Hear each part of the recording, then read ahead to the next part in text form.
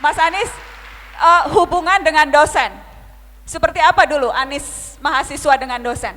Ya, dosen ini susah-susah gampang. Karena personalitinya beda-beda. Berbeda dengan guru. Kalau guru itu memang tugas dia membimbing anak. Dosen ini bukan sekadar membimbing. Beliau sebagian dari mereka adalah peneliti, sebagian dari mereka adalah ilmuwan. Dan mahasiswa, Anda disebut maha atas kesiswaan Anda, itu karena Anda bisa belajar mandiri. Jadi dosen sudah tidak lagi membimbing seperti SMA ke belakang. Nah, karena itu berinteraksi dengan dosen itu juga satu pengalaman yang unik tersendiri. Tiap-tiap dosen karakternya lain-lain. Tapi pengalaman saya berinteraksi dengan dosen itu ajak diskusi, ajak bicara tema-tema kekinian. Kami dulu punya kegiatan mengunjungi rumah dosen pagi hari, jam 5:30 pagi sampai jam 6:30 pagi. Datang ke tempat dosen, berdiskusi tema-tema yang aktual saat itu. Dan kalau dosen datangi 5:30 pagi sampai 6:30 pagi, mereka nggak terganggu. Itu kita kerjakan berkelompok, muter.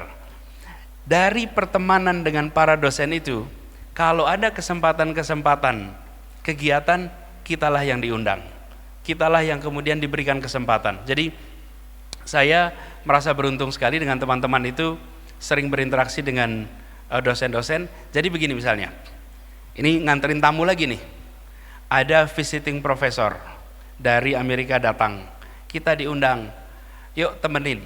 Kenapa? Karena kita terbangun hubungan dengan para dosen. Dosen-dosen juga ketika melihat ada kesempatan, yuk diundang.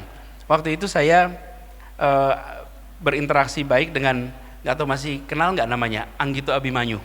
Masih dong. Mas Anggito ya. Saya kemudian menjadi asistennya Mas Anggito. Kalau ada penelitian, kita diajak terlibat. Kalau ada kegiatan, kita diajak terlibat. Jadi dengan dosen itu hubungannya jangan hanya di ruang kelas. Usahakan Anda berinteraksi dengan dosen juga di luar ruang kelas. Karena dosen-dosen kita di kampus, mereka adalah scholar. Mereka simpul pada jaring knowledge yang luar biasa. Jangan Anda termasuk yang merugi, cuman dengerin kuliahnya aja. Interaksilah dengan dosen. Datanglah ke ruangnya, berinteraksi, belajar dari mereka, berdiskusi. Kesempatan seperti itu luar biasa. Apalagi lagi-lagi Anda berada di universitas yang memiliki dosen-dosen dengan knowledge power yang luar biasa. Jadi di sini kesempatan Anda yang tidak dimiliki di banyak tempat. Saya ingin tanya dengan negara. Bagaimana seharusnya adik-adik ini, mahasiswa ini bersikap pada negara? Anda sekarang bukan penyelenggara negara lagi, Mas Anies. Anda sekarang warga negara biasa seperti halnya kita. Jadi saya minta Anda kritis. Jangankan warga negara, waktu saya penyelenggara negara, setiap kali saya ke kampus saya katakan pada adik-adik mahasiswa, mahasiswa harus tetap kritis pada pemerintah, siapapun yang menjadi pemerintah. Harus, termasuk ketika jadi ketika saya berada di pemerintahan, justru saya minta tolong Anda jangan berhenti kritisnya, justru harus kritis pemerintah siapapun. Nah, saya ingin garis bawahi, mengapa buat mahasiswa itu penting untuk terlibat. Bagi adik-adik semua di sini, you are stock of future leaders of this republic. Anda itu adalah stok pemimpin masa depan republik ini. Karenanya, mulai sekarang mahasiswa harus berinteraksi dengan problem di sekeliling Anda. Jadi jangan hanya belajar untuk masa depan. Bagi mahasiswa itu dua peran, peran kekinian dan peran masa depan.